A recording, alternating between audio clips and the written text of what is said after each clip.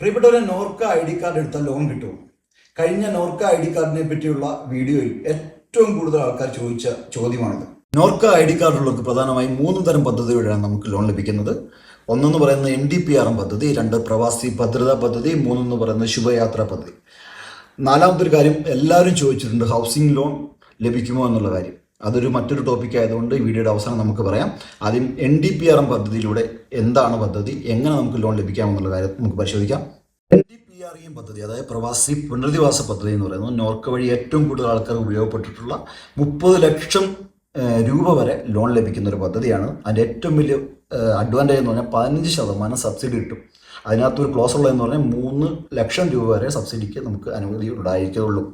അതിനകത്ത് മറ്റൊരു അഡ്വാൻറ്റേജ് ഉള്ളതെന്ന് പറയുന്നത് കൃത്യമായിട്ട് ലോണ് തിരിച്ചടയ്ക്കുന്നവർക്ക് ആദ്യത്തെ 4 വർഷം 3% വരെ പലിശ ഇളവ് അതിനകത്ത് ഉണ്ടായിരിക്കുന്നതാണ്. അതിനകത്ത് ഏറ്റവും വലിയ ഗുണമെന്ന് പറയുന്നത് 16ഓളം ബാങ്കിൽ നിന്ന് നമുക്ക് വയ്ക്കാം. അതായത് കാനറ ബാങ്ക് തുടങ്ങി പൊതുമേഖലാ ബാങ്കുകൾ തുടങ്ങി സൗത്ത് ഇന്ത്യൻ ബാങ്ക് തുടങ്ങി ഏകദേശം 16ഓളം ബാങ്കിൽ നിന്ന് നമുക്കിത് കരസ്ഥമാക്കാം. കൃത്യമായിട്ട് തിരിച്ചടയ്ക്കുന്നവർക്കും അഡ്വാൻറ്റേജ് ഉണ്ട്. 15% സബ്സിഡി നോർക്ക ഈ വിഷയത്തിൽ നമുക്ക് തരുന്നതാണ്. നോർക്ക വഴി ലോൺ കിട്ടുന്ന രണ്ടാമത്തെ പദ്ധതിയാണ് പ്രവാസി ഭദ്രതാ പദ്ധതി. അതും 3 തരത്തിലാണ് കൊടുക്കുന്നത്. ഒന്നെന്ന് പറയുന്നത് മൈക്രോ, കോമ്പോസിറ്റ്, പേൾ എന്നുള്ള 3 തരത്തിലാണ് ഇത് കിട്ടുന്നത്. മൈക്രോ എന്ന് പറയുന്നത് 1 ലക്ഷം മുതൽ 5 ലക്ഷം രൂപ വരെ ലോൺ കിട്ടുന്ന പദ്ധതിയാണ്.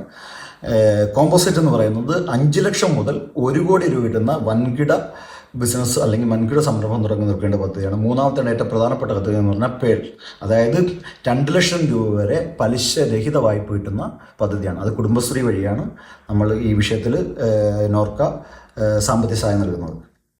നോർക്ക നൽകുന്ന മൂന്നാമത്തെ പദ്ധതി എന്ന് പറയുന്നത് പ്രവാസികൾക്ക് ഏറ്റവും കൂടുതൽ ഗുണം ലഭിക്കുന്ന പദ്ധതിയാണ്. വിദേശത്തേക്ക് പോകാൻ ആഗ്രഹിക്കുന്നവർക്ക് വേണ്ടിയുള്ള ശുഭയാത്രാ പദ്ധതിയാണ്.